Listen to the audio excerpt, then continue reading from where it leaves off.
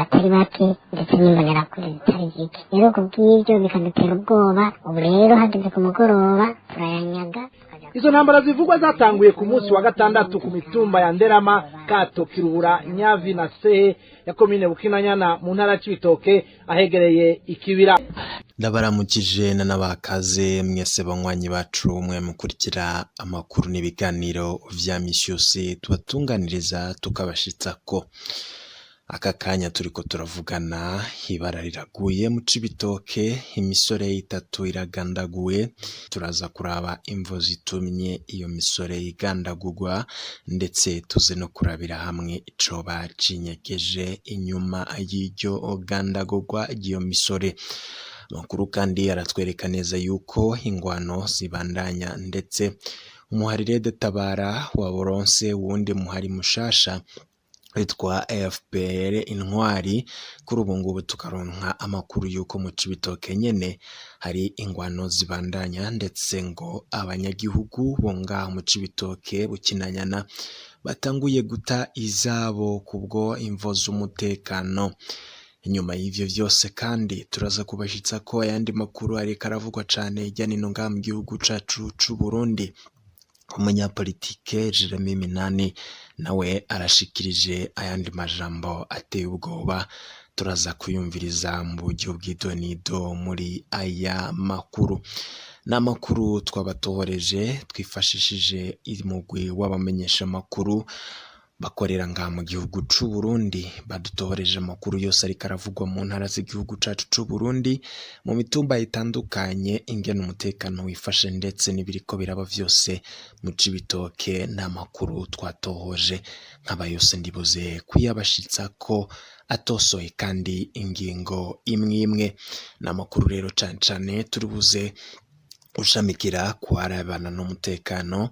Nk'abanyaguhayimwo kaze wowe wafyonze subscribe, niba none kandi utarayifyonda ngira umanuke munsi iyi video iburyo bwawe urabe ahanditse s'abonner, nimba ukoresha ururimi bw'ifaransa maze ufyondeko, nimba ukoresha ururimi bw'icongereza uraraba ahanditse subscribe, maze turaje twibanira mu makuru n'ibiganiro vya misi yose tuba twabatunganirije.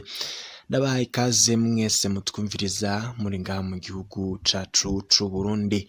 Ndazi neza ko murondera amakuru n'ibiganiro tuba twabatunganirije vya misi yose, intara yose woberereyemwo, igisagara cose woberereyemwo, mutumba wose woberereyemwo, umviriza kandi ukurikira amakuru n'ibiganiro vyacu. Ndakengurutse cane, ndakengurutse ku bantu mutwumviriza muri mu bihugu vy'ababanyi, igihugu cibanyi c'u Rwanda, igihugu cibanyi ca Tanzania, igihugu cibanyi ca Republika Iharanira Intwaro Rusangi ya Kongo, ndetse namwe muriko muratwumviriza muri hirya nino mu bihugu vya Uganda, igihugu ca Kenya, ndetse n'ahandi hose uherereye ku mugabane wa Afrika.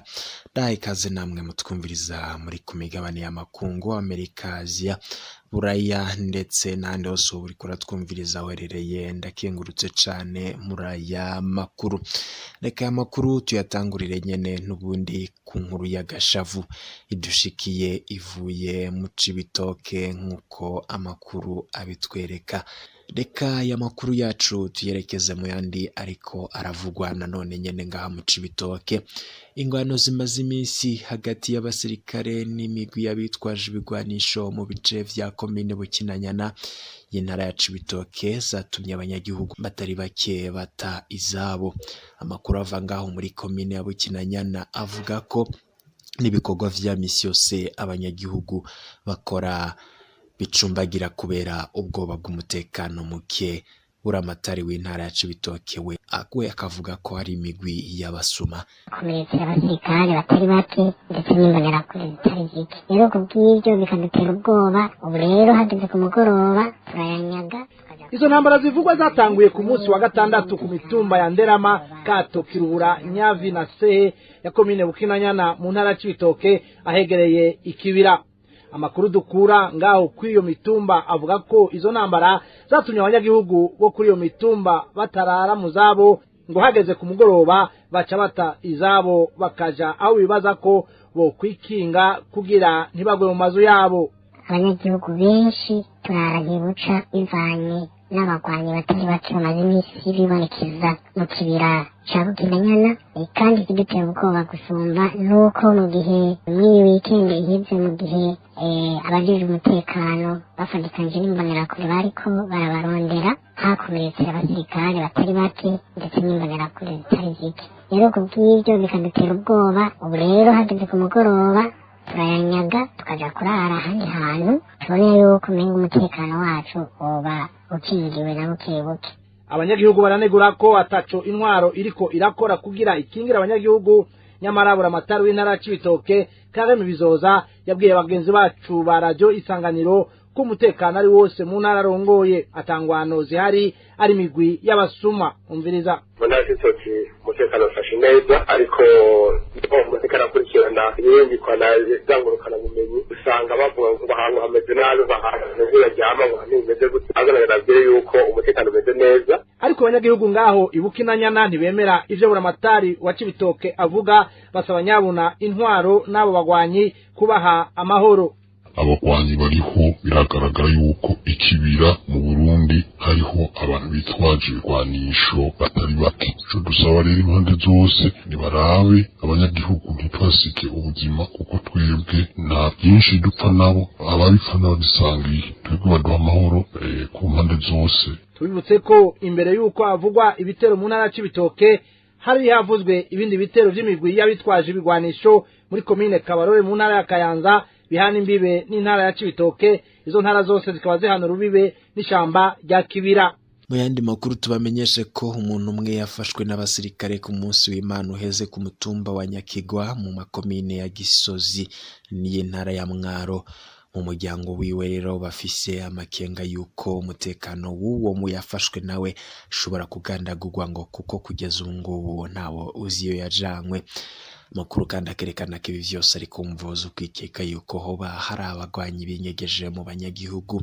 Uwo musore yahagaritswe muri komine Gisozi yitwa Divar Manyuzo. Amakuru avaho igisozi amenyesha ko yafatiwe ku rubibe rwa komine Mukike mu ntara ya Bujumbura na komine Gisozi intara ya Mwaro mu gace benshi bita kwa Diridiri mu nkengera z'uruzi mu Barazi. Ayo makuru nyene avuga ko yahagaritswe n'abantu bambaye umwambaro wa gisirikare. Abanyagihugu bahi Gisozi bakavuga ko bo bari abasirikare barongowe na Colonel Marius Gahomera. Divar Manyuzo akaba yaramaze igihe atega ubwoba n'imbonerakure bita Berie yo muri ako gace nyene ko ku mutumba wa Nyakigwa ni muri komine ya Gisozi. Abegereye Divar Manyuzo bakavuga ko yari umuyabaga kandi yitonda mu kibano, bakamenyesha ko bafise amakenga mu gihe kuva fatwa batarigira yamenyeshwa ahapfungiwe kugeza n'ubu. Divar Manyuzo anyurujwe inyuma y'indwi hanyurujwe abandi bantu batatu muri komine Mugamba y'intara ya Bururi ku mutumba Dongeruzi. Abo nabo bakaba banyurujwe n'abantu bambaye imyambaro ya gipolisi na gisirikare. Abo nabo akaba ari uwitwa Habonimana n'abahungu biwe babiri Ndayipfukamiye n'uwitwa Manirakiza.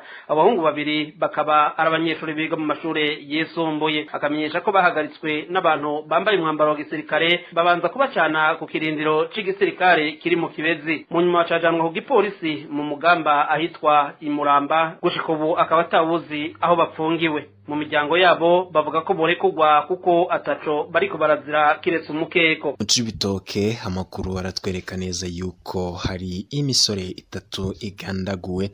Amakuru aratwereka neza yuko rero hari kwibwirizwa rikomeye cane. Iyi misore yari yahagaritswe kuwa kane w'indwi iheze. Amakuru rero akatwereka neza ko ibi vyose vyabereye ku musozi wa Rusiga ho muri komine ya Rugombo ho muri province ya Cibitoke. Abasore bari bahagaritswe n'urwego rw'igendereza ry'u Burundi. Mu makuru kandi akatwereka neza yuko ngo bari bavuye muri Repubulika Iharanira Intwaro Rusange ya Kongo, aho muri rusange bivugwa yuko ngo rero bitiranijwe n'umuhari witwaje ibigwanisho canke se bo bakorana n'umugwi witwaje ibigwanisho uhejeje imisi uvugwa muri iyi ntara, ndetse bivugwa yuko ngo ari umuhari Red Tabara. Iyi misore rero ikaba yaracihagarikwa nyuma yaho vyiketswe yuko ngo boba bari muri bamwe bakorana n'umuhari. Gusa amatoza twakoze arerekana neza yuko iyo misore yishwe barabadandaje b'ibitenge bama bakura muri Repubulika Iharanira Demokarasi ya Kongo, bakaba baraciye bahagarikwa rero bagirizwa kuba bari muri iyo mihari yitwaje ibigwanisho. Inkuru y'agashavu kandi babaje cane dushikiye nyene nuko iyi misore yagandaguwe. Amakuru rero aratwereka neza yuko iyi misore ihejeje kugandagurwa, nk'abangira mbashitse ko vyose n'ingene bagandaguwe ndetse n'ingene umutekano wifashe muri Cibitoke. Amakuru yo kwizera aratwereka neza yuko iyi misore yafashwe n'imbonerakure muri rusangi zaciye zibashikiriza inzego zijejwe umutekano. Amakuru rero akatwereka neza yuko nyene baciye bapfungirwa mu Cibitoke. Amakuru kandi arerekana neza igipolisi naco cimenyesha yuko baciye barungikwa ku biro vy'ukuriye igipolisi, uwo ukuri akuriye igipolisi nyene muri iyo ntara agaca nawe abarungika.